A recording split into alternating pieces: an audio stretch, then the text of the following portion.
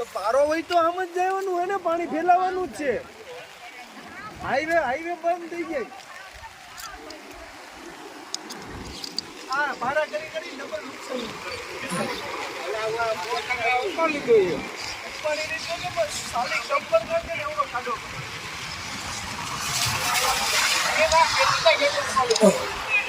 ઈ પારો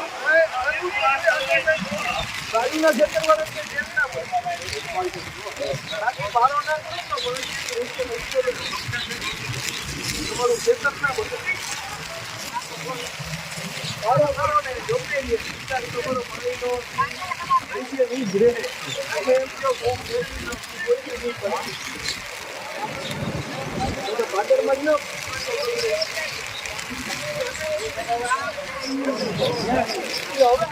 આરામ થઈને સીધું ભાદર.